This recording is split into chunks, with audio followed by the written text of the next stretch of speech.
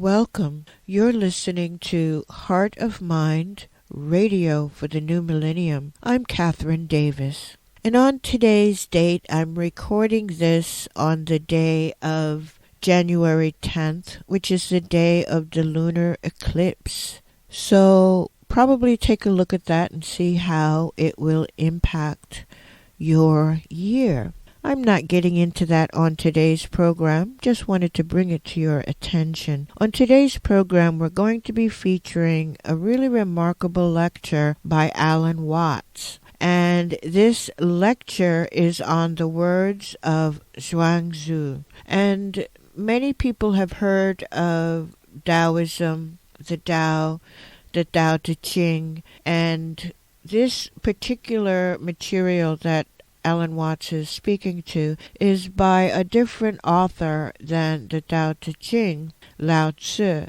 And so this particular work is a later work, but it is much more expansive and goes into more nuance than the Tao Te Ching. And what we're going to hear from Alan Watts is an example of how this really connects to us in a meaningful way. And this is one of the best explanations that I have seen. And I've been doing a lot of research on Taoism, researching ancient texts and old translations, and it's very difficult to find an accurate translation because many of the translations were made by Christian monks and missionaries, so they had a tendency to skew the philosophy towards Christianity, losing some of the vitality and essence of Taoism. And Alan Watts' lecture is one of the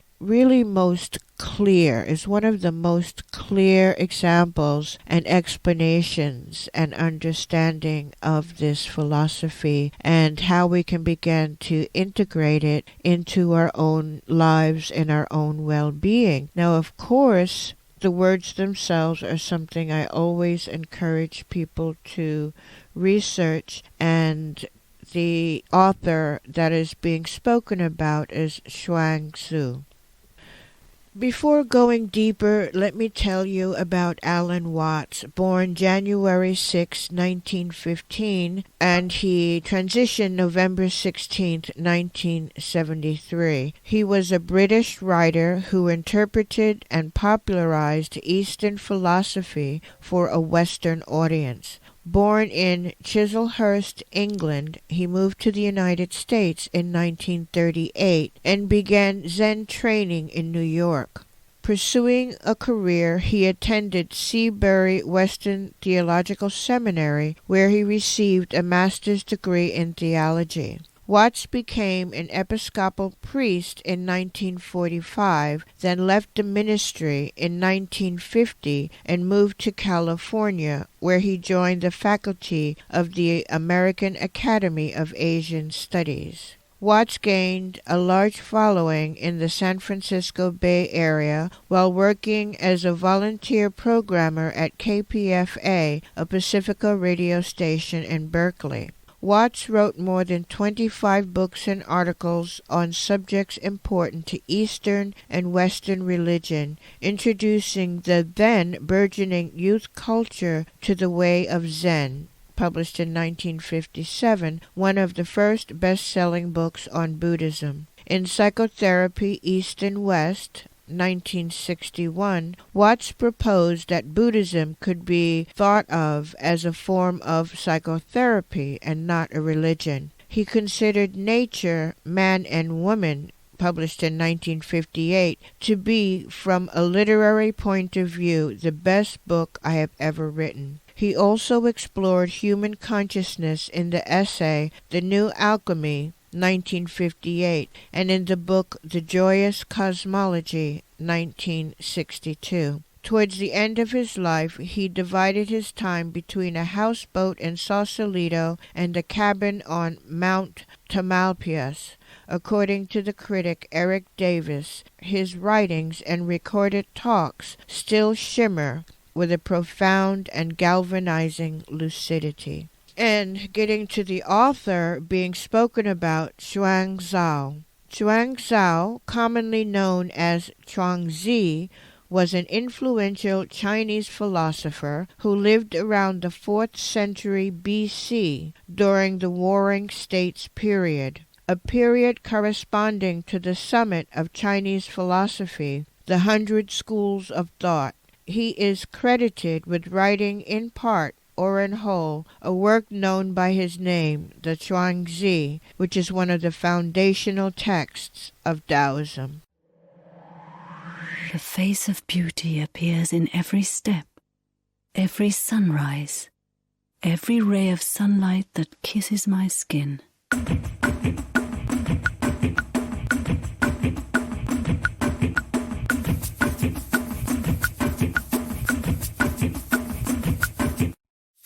The face of beauty appears in every step, every sunrise, every ray of sunlight that kisses my skin.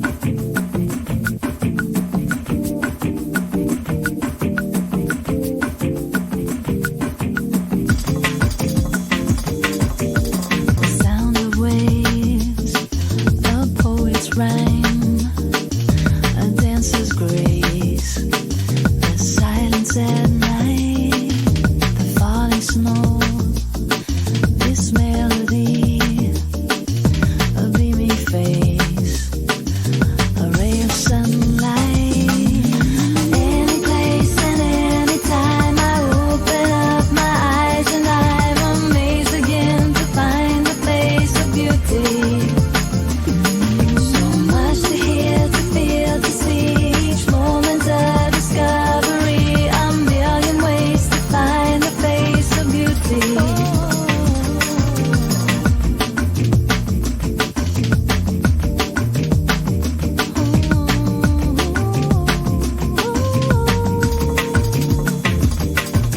A baby smile, your tender touch, the scent of grass, a seagull in flight, a gentle voice, one friendly word, the wind's caress, while being outside.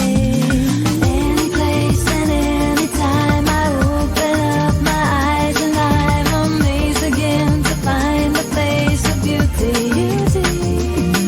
So much to hear, to feel, to see, each moment's a discovery, a million ways to find the face of beauty.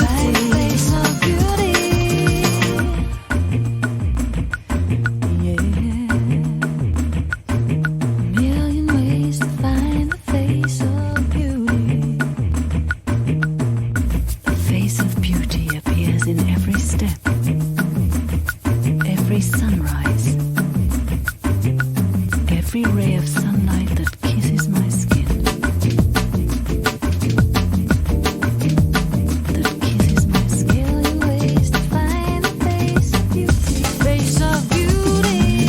Any place and any time I open up my eyes and I'm amazed again to find the face of beauty. So much to hear, to feel, to see, each moment's a discovery, a million ways to find the face of beauty. Face of beauty. Any place and any time I open up my eyes and I'm amazed again to find the face of beauty.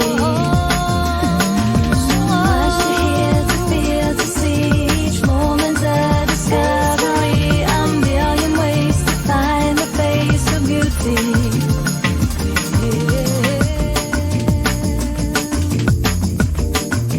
Find the face of beauty.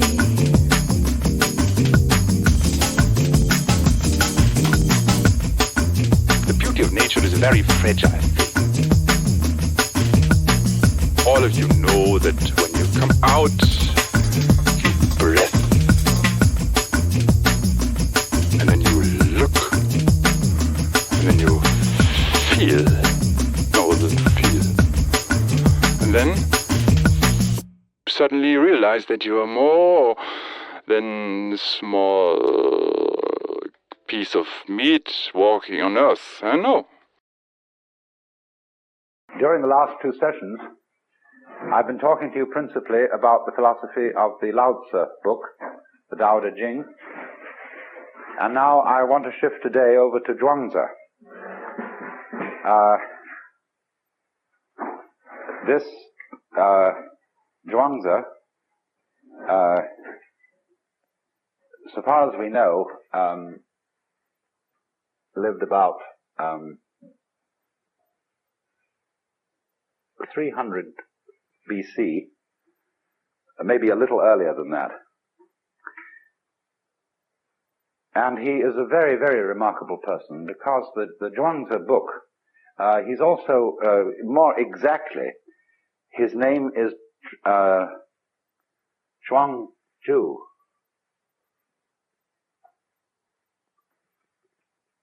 But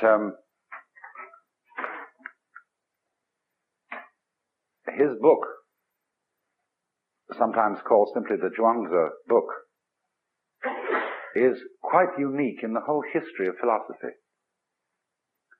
because he's almost the only philosopher from the whole of antiquity who has real humor. And therefore he's an immensely encouraging person to read. But part of his humor is the art of exaggeration. And you always have to allow for that. You always have to realize that he's slightly pulling his own leg. He is, as in a group of people who are enthusiasts for something, but have humor, you very often find that when they're talking among themselves, they carry their own ideas to ludicrous extremes and roar with laughter about it. And Zhuangzi does that. Now, for example, he has a great deal to say about the value of the useless life. The whole notion of something of life, any moment in life or any event in life being useful, that is to say, serving the end of some future event in life, is to a Taoist absurd. Because nothing is useful at all. The universe is viewed as purposeless and useless through and through, because it's a game. More than that, game doesn't really convey the sense of this. When a Taoist sage is wandering through the forest, he isn't going anywhere. He's just wandering. When he watches the clouds, he loves them because they have no special destination. He watches birds moving around. He watches the waves lapping on the shore. And just because all this is not busy in the way that human beings are busy, because it serves no end other than being what it is now, it is for that reason that he admires it, and it is for that reason that you get the peculiar styles of Chinese painting in the Tang, Song, and later dynasties, where nature, in its wayward, wandering nature, is the main subject. When we say that something is without purpose, that's a put-down phrase. You say, well, there's no future in it. What's the use? No, we say, what's the use? And we need very much to realize that that question reflects our insanity. What's the future in it? What's the use? The joy for the Taoist is that things have no use, and the future is not important. Now you can exaggerate this, and Zhuangzi does in a very humorous way, by describing the ideal useless man. He's a hunchback, and he's so deformed that his chin rests on his navel, and so on, and but he says, now this man is very admirable. He's found the secret of life, because when the social service workers come around, he's the first to get a free handout. And when the military officers come around to conscript people for the army, he's the first to be rejected. Therefore, he lives long. And he also describes case of some travelers, came across an enormous tree. Fantastic thing. And they said, never did anyone see such a tree. So they went up and looked at it, and first they tested the leaves and found that they were rough and disagreeable and no good to eat. Then they looked at the branches and found that they were all twisted and absolutely no good for using as sticks. Then they examined the wood and found it was full of pith and absolutely useless for a carpenter. So nobody had disturbed this tree. It was not used for cutting down or any purpose whatsoever. And so it grew to an enormous size and was of great age. Now, Zhuangzi is here pulling our legs.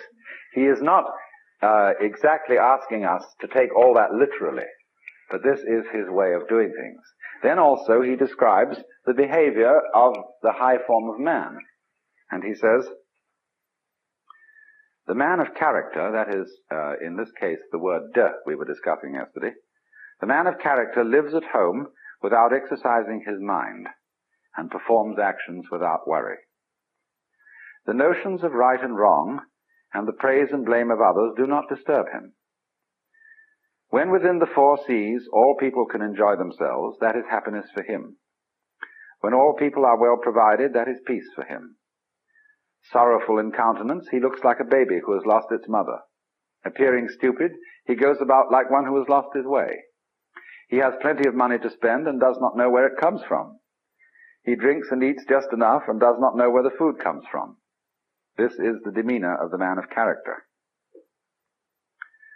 Then by contrast, the hypocrites are those people who regard as good whatever the world acclaims as good, and regard as right whatever the world acclaims as right. When you tell them that they are men of Tao, then their countenances change with satisfaction. When you call them hypocrites, then they look displeased. All their lives they call themselves men of Tao, and all their lives they remain hypocrites. They know how to give a good speech and tell appropriate anecdotes in order to attract the crowd. But from the very beginning to the very end, they do not know what it's all about. They put on the proper garb and dress in the proper colors and put on a decorous appearance in order to make themselves popular, but refuse to admit that they're hypocrites. So on. But this explanation of the man who is stupid in countenance and appearance and is wandering about as if he had lost his way and doesn't know anything, of course, is based on the text in Lao Tzu where he says, the people of the world are merrymaking as if partaking of the sacrificial feasts, as if mounting the terrace in spring. I alone am mild, like one unemployed, like a newborn babe that cannot yet smile, unattached like one without a home. The people of the world have enough and to spare, but I am like one left out. My heart must be that of a fool, being muddled, nebulous.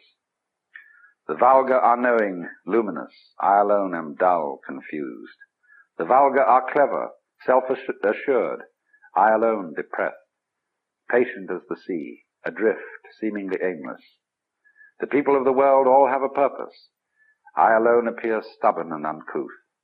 I alone differ from the other people and value drawing sustenance from the mother.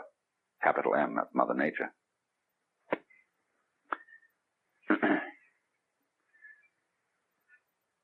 So, there is about, you see, the character of the Taoist sage as depicted by Zhuangzi, something of the fool. Because the fool is the person who doesn't know enough to come in out of the rain, who doesn't compete. Everybody else gets before him to the prizes, the material prizes of life, and even to the spiritual prizes. The fool is, you see, the person who isn't going anywhere. He sits by the road and goes...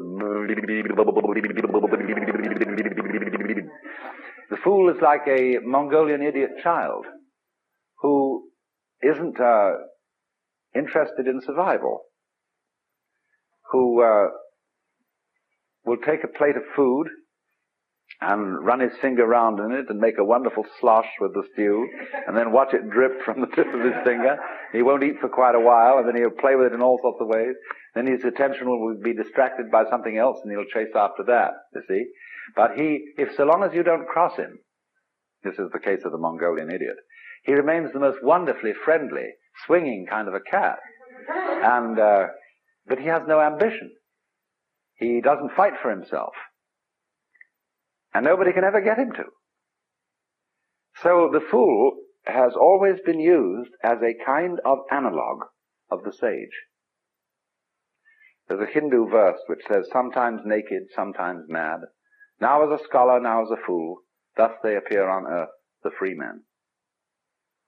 And if you read the biographies of the early life of Sri Ramakrishna or Sri Ramana Maharshi, they are absolutely wild. Now, not all of this, you see, again, just as in reading Zhuangzi, you mustn't take it too literally. These things are said by way of a kind of overstress to correct another kind of overstress in the opposite direction.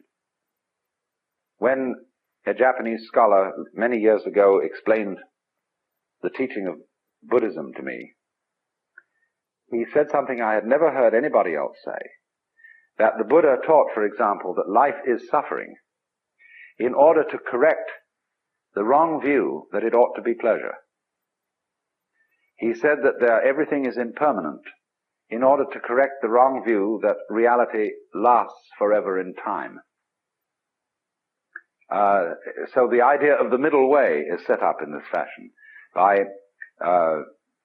going to one extreme in order to correct another. This is a very common Asian technique, and it is found especially in Zen, where teachers, when they are asked about something sacred, will always answer in terms of something secular. What is the Buddha? The tree in the garden. Then when you ask about something secular, they answer in terms of something sacred. You see? As there's a master and his student working in the field, and they are using a knife to prune, and the student suddenly says to the master, give me the knife. And he gives it to him point first. And so he says, but please let me have the other end. The teacher says, what would you do with the other end? You see, the question immediately turns into a kind of a metaphysical thing.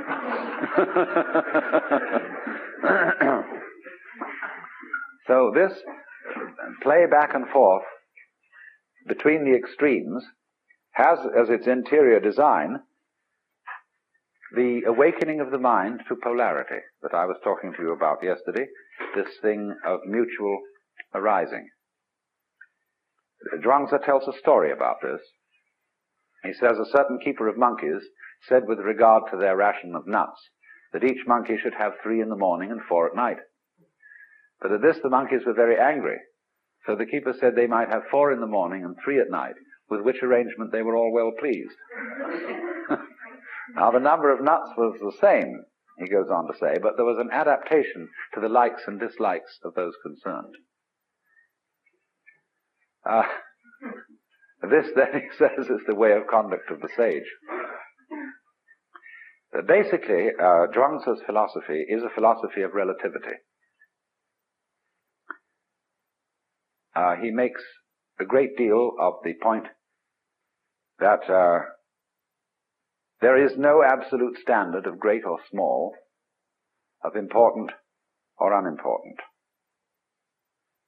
There is a story, for example, of a sort of enfant terrible at a banquet, and the speeches are being made after dinner, and somebody gets up and says that the human being is the highest of all creatures, that the whole world serves humanity, and there's a lot of pompous nonsense. The small boy gets up and says that since tigers feed on human beings, it's quite obvious, therefore, that human beings exist for the service of tigers.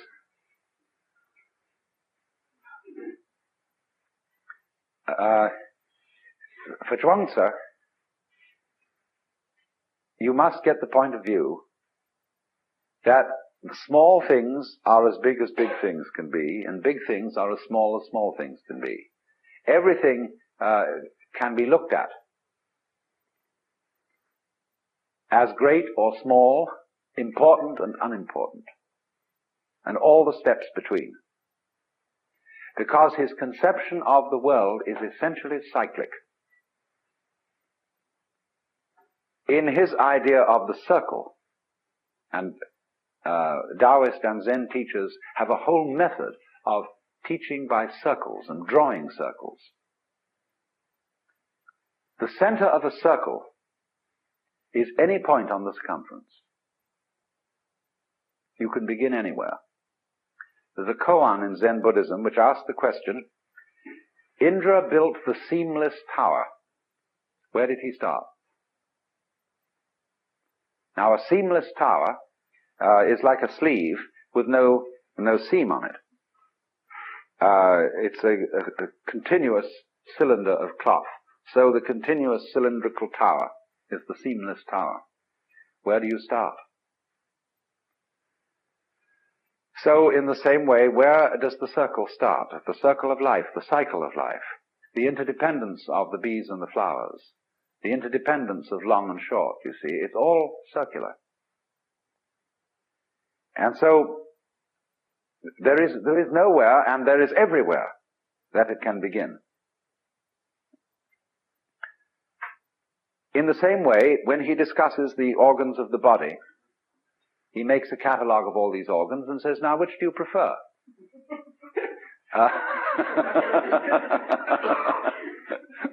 He says, which one comes first and which one follows? Which one rules and which ones are servants? He said, it seems that there may be a governor in all this, but nobody could ever find it. This is a very strange passage in Zhuangzi, which I've seen translated in many different ways. There is an absolutely absurd translation of Zhuangzi on the market now, published in mentor books by a professor of Chinese at Harvard, and it is absolutely ridiculous. The whole thing is made by a man who is, I'm sure, an ex-missionary, and keeps talking about God. Well, there is no expression in Zhuangzi for God. There is this expression, Tianran, which has almost the same meaning as Ziran, spontaneity, of itself so. This means something is so through the power of heaven.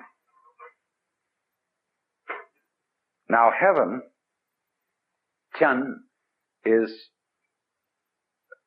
means simply the universe. As you look out from Earth, which is, as it were, the center or the base, everything else, the whole expanse of the cosmos is Tian, heaven. And there is no connection in the idea of heaven with some sort of personal ruler of the universe. So the notion of God, you see, as we understand it, is really very foreign indeed to Taoist thought. And when you see somebody translating this as God, it gives a very wrong impression of this teaching. For example, there is a passage in which Shun asked Zheng, saying, can one get the Tao so as to have it for one's own? And the sage answers, your body is not your own. It is the delegated image of Tian. And, missionaries translate God, because they've read in the Bible, man is made in the image of God. Your life is not your own. It is the delegated adaptability of heaven. Your offspring are not your own. They are the delegated seeds of heaven. You move, you know not how. You are at rest, you know not why. These are the operations of the ways of Tao. So how could you get Tao so as to have it for your own? Similarly, there's a passage which says, when a drunk man falls out of a cart, though he may suffer, he does not die. Because his spirit is in a condition of security, he does not suffer from contact with objective existences. If such security may be got from wine, how much more from Tianran, from being in accord with the spontaneous rhythm of the universe. That's really what it means. But in the anxiety of missionaries, and missionaries have been, you see, the great Western, they've been the foundation of Chinese scholarship in the West. To translate the scriptures into Chinese, they studied Chinese. They were the first people to study Chinese. And they have constantly, therefore, had an interest in slipping Chinese Christian ideas into Chinese classics, just in the same way as when you read Monia Williams's Sanskrit dictionary, which is the base dictionary for Sanskrit study for centuries. It's all made up with a missionary bias. But this notion, you see, of God in the sense of the personal ruler of the world is totally foreign to Chinese thought. There isn't even an idea in Chinese thought of the law of nature as we have it. See, the motions of the body, the harmony of the organism, is not what it is in obedience to a law. The Chinese do have an idea of law. This is the word zi.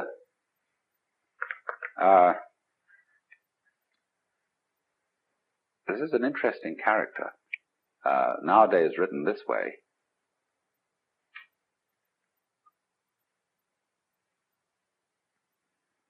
But originally written like this.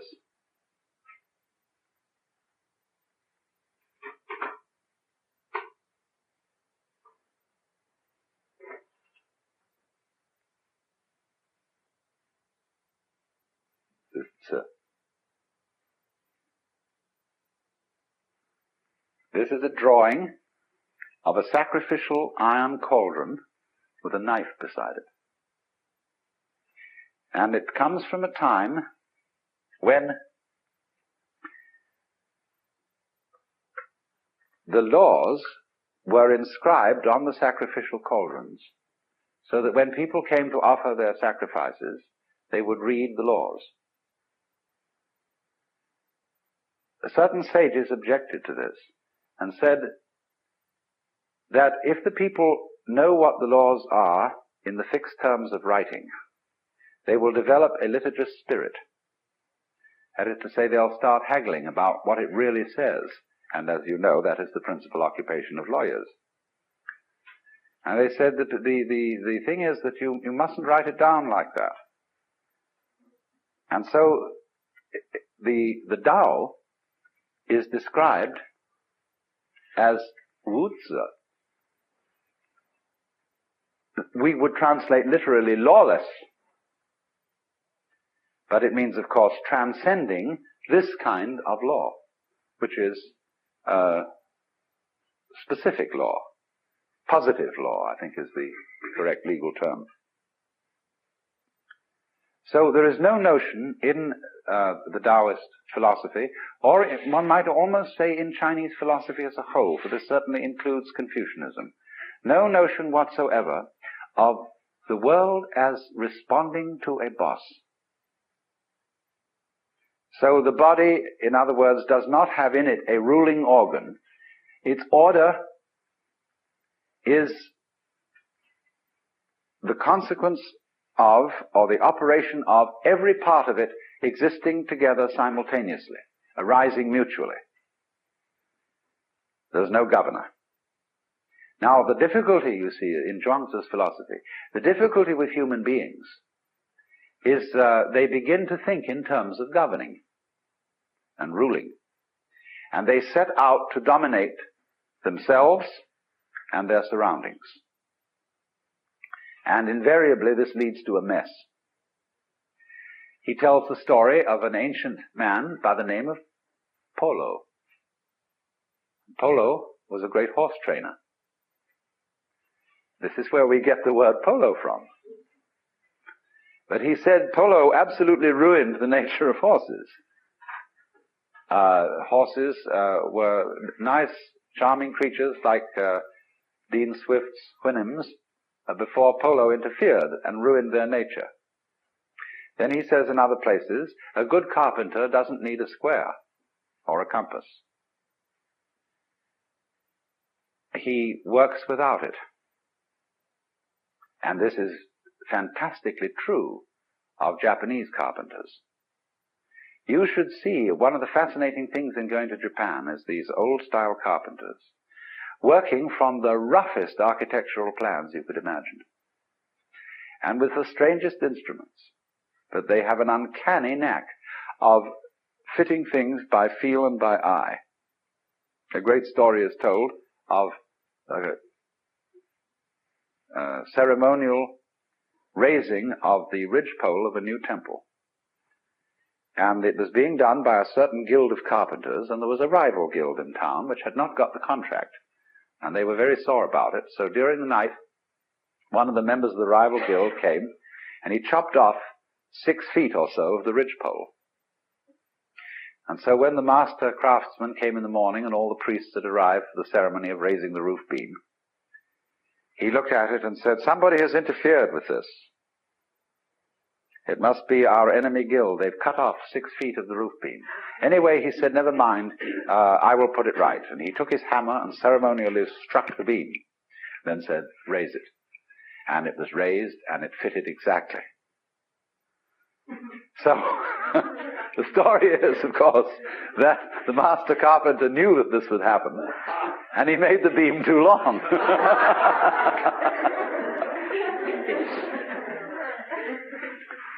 Those sort of stories are always associated with the art of carpentry.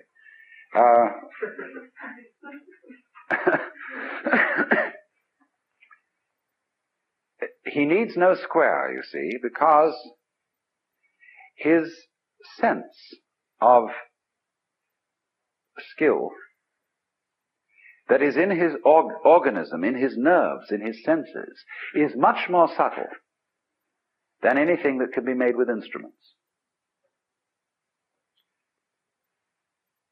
There are all kinds of stories about the artists of the Far East excelling in this kind of thing, of knowing with tremendous precision exactly where something should go.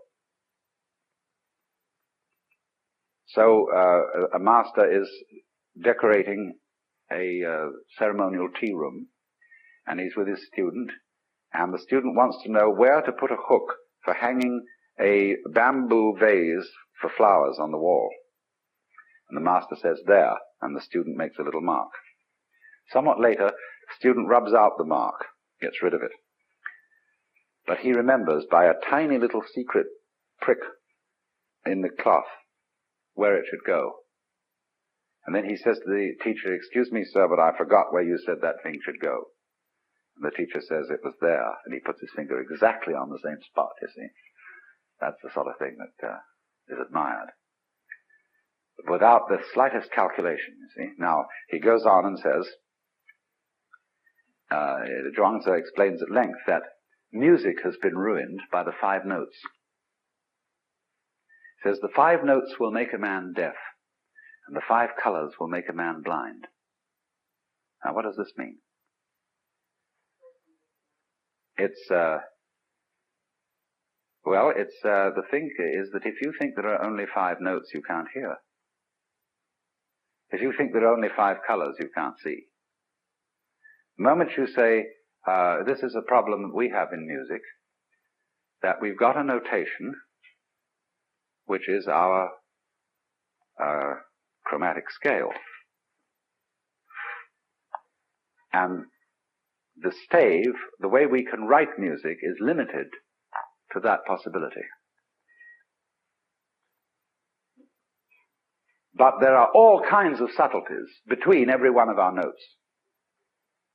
Same way in writing our rhythm, we have to go in steps from whole note, half note, quarter note, 8th note, 16th note, and so on, and we can increase the value of each by 1/2 by dotting it.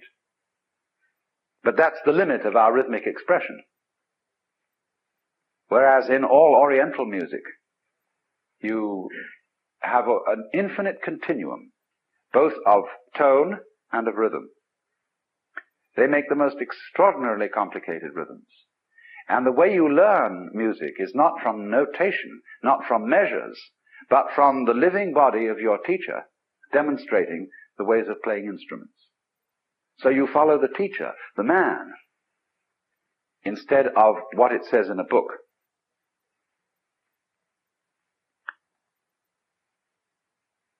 So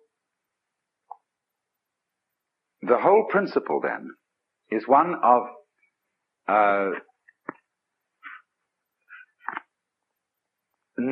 of success in life through not pushing it around, through not trying to govern it. He tells a story, as a matter of fact, Zhuangzi has a very funny trick. A lot of his wisdom he puts into the mouth of Confucius.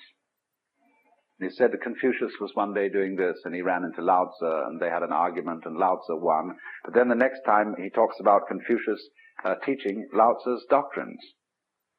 And this to the immense confusion of everybody. But it's said one day Confucius was standing by a river where there was a tremendous cataract plunging down.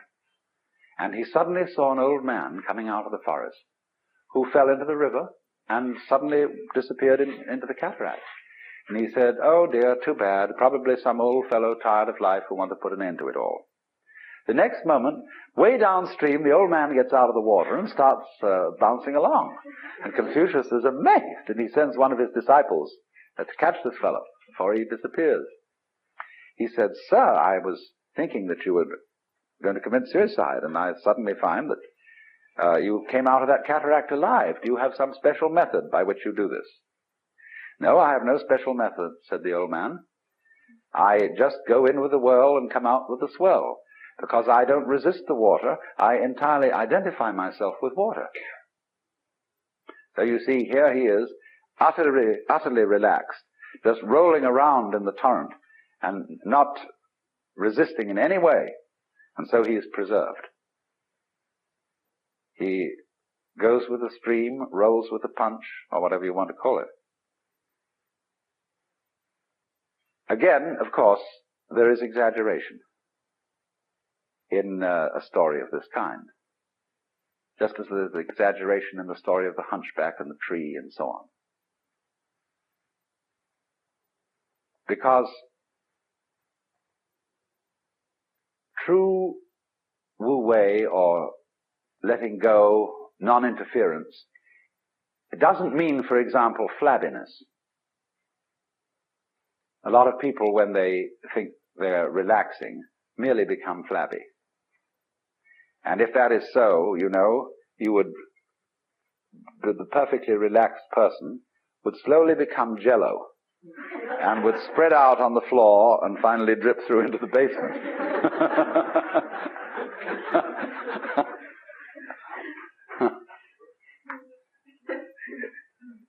Relaxation, you see, is simply something that happens when there's too much yang in you, too much of the positive. You need to balance off with the yin. And the trouble is that human beings, in their anxiety to control things, exhibit too much yang, too much aggressiveness, too much of the male principle. They need the balance of the female. And so all these exaggerations in the direction of let things go, let things happen, don't interfere, are stressing the yin point of view to compensate for the excess of yang. And furthermore, the difficulty always comes. I remember reading a book called You Must Relax.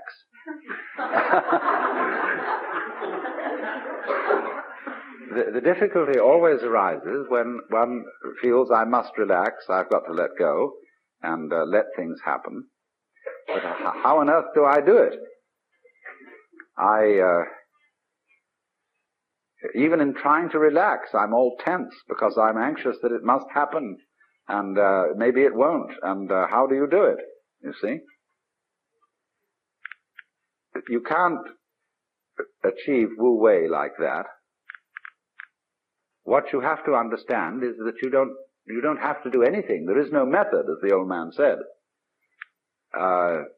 That the meaning of Wu Zi, when you call the Tao is Wu Zi, or lawless, it means there is no method in it that you can master and do it What you have, it's all based on understanding, or what our psychologists call insight, that you have to find out that there is nothing that you do as a source and cause of action separate from everything else.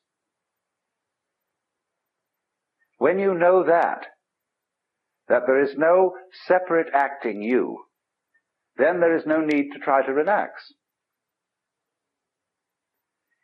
The thing you have to see is that the flow of the Tao, as I said yesterday with the illustration of the people swimming in a strong stream, that the flow of the Tao goes on anyway. Just like the flow of time, for example, you can't get out of the present moment. You can think about the past and you can think about the future. But since you do that thinking now, the present is inescapable. All right, now the present moment, it does, doesn't it? It has a sense of flow. Time is going along, life is going along. Time, actually, the clock time, is simply a measure of flow, a way of going tick, tick, tick, tick, and counting the ticks. And say, well, we've lived through so many ticks. But nevertheless, this the real time, as distinct from this ticking thing, is a flowing. And yet it's still. Isn't that fascinating? It moves, but you're always there. It's always now. You never get out of now. All right, now, if you can feel that, see, that you can't get out of now, and you never will. See? Now, realize that what we call now is the same thing as Tao. The Tao, the course of things, the eternal now, the presence of God, anything you want to call it. See? That's now, and you can't get out of it. So there's no need to get with it, because you can't get out. See? That's beautiful. You just relax, and you're there. So that's the principle of flowing. You can make all kinds of very clever ways of postponing finding this out. It's terribly simple. But you can say, well, this is a very spiritual matter, and I'm an unevolved person, and it'll take me a great deal of time to realize this in a more than an intellectual way. That's an excuse for playing your own game and not finding this out. There are all sorts of elaborate ways of doing that, and you can put it off by indulging in the most complicated systems of spiritual culture and yoga and so on and so forth. And that's all right. I have no objection to your putting it off if that's what you want to do. But actually, it's always here and now. Just as you can't get away from now, you can't get out of the Tao. But that's the humor of the whole thing. And that's why Zhuangzi has this beautiful light touch. He says, the heron is white without a daily bath. The crow is black without being painted in ink. And this is the same saying, you know, as in Zen. In the spring landscape, there is nothing superior, nothing inferior. Flowering branches grow naturally, some short, some long. Or they say a long thing is the long body of Buddha. A short thing is the short body of Buddha. There are, therefore, you see, blondes and brunettes. Fat people and skinny people, tall people and short people, cultured people and vulgar people. Even the Christian hymn says, the rich man in his castle, the poor man at his gate. God made them high and lowly and ordered their estate. You know, we don't sing that now because we've got too much social conscience.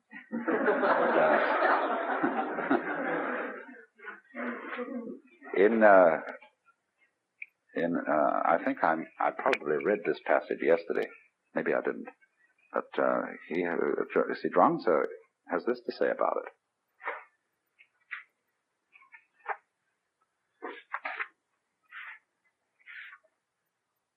Those who say that they would have right without its correlate wrong, or good government without its correlate misrule, do not apprehend the great principles of the universe, nor the nature of all creation.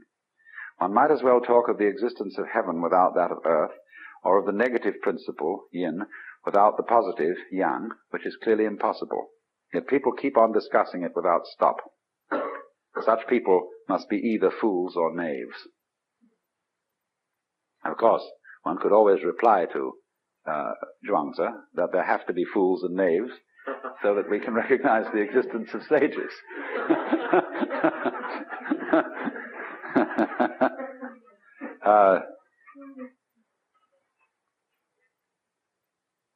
Speech is not mere blowing of breath. It is intended to say something, only what it is intended to say cannot yet be determined. Is there speech indeed, or is there not? Can we or can we not distinguish it from the chirping of young birds? How can Tao be so obscured that there should be a distinction of true and false? How can speech be so obscured that there should be a distinction of right and wrong?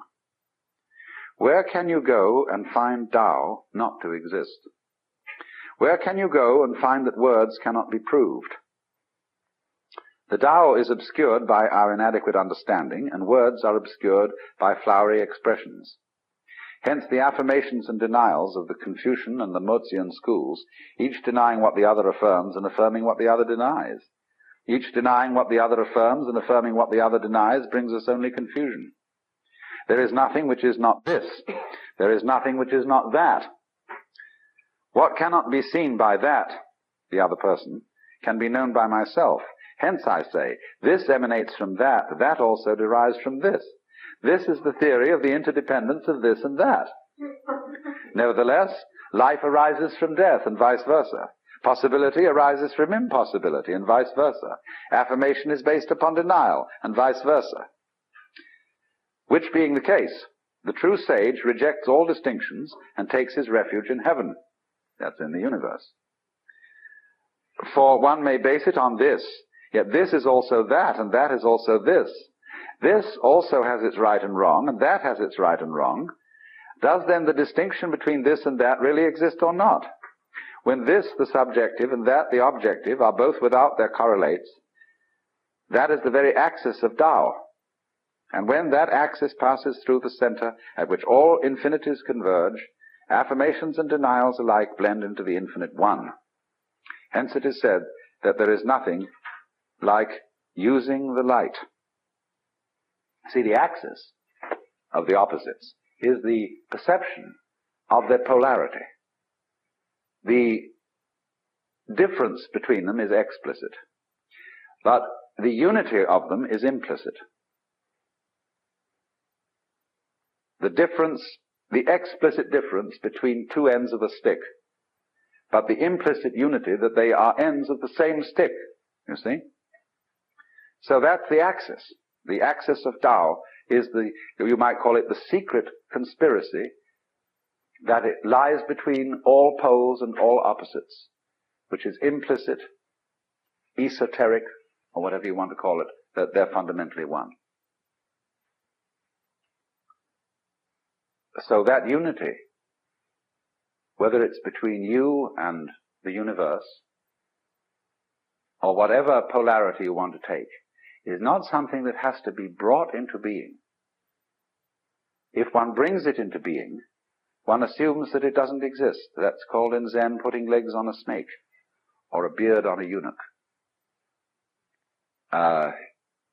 There's something unnecessary, you see. So it exists, it is always there, and you can see it so vividly. And actually almost put your finger on it and sense it, if you understand that the movement of the Tao is exactly the same thing as the present moment. Now, of course, if you try to grab the present moment and get ready with your clapper and say, now! It's gone. The finer and finer you draw the hairline on the watch, to know exactly when now is, you eventually get to the point where you can't see it at all. See? But if you leave it alone, and you don't try to grab the moment as it flies, but it's always there. See? You don't have to mark it. You don't have to put your finger on it. Because it's everything that there is. And so the present moment suddenly expands. And it contains the whole of time, all past, all future, everything. You never have to hold on to it.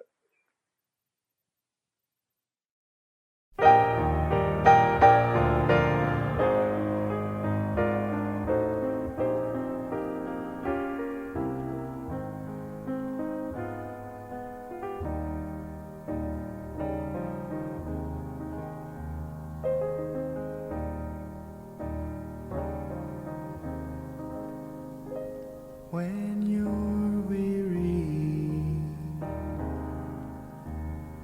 feeling small, when tears are in your eyes, I will dry them all.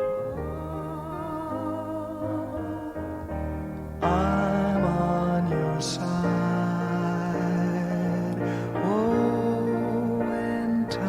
Get rough,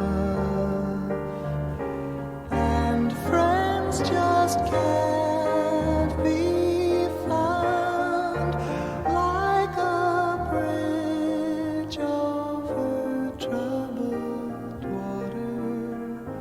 I will lay me down, like a bridge over troubled water.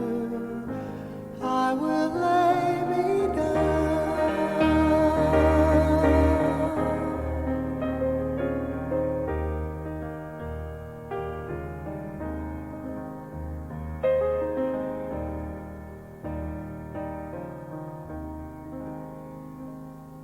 When you're down and out, when you're on the street, when evening falls so hard, I will comfort you. I'll take your part. Oh, when darkness comes and pain is all around, like a bridge over troubled water, I will lay me down, like a bridge over troubled water, I will lay me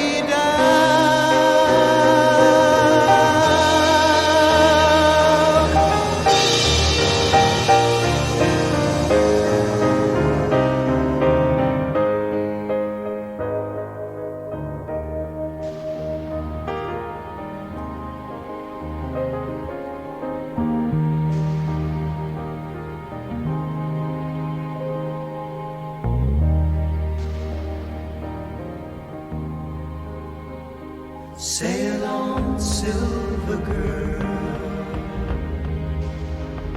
sail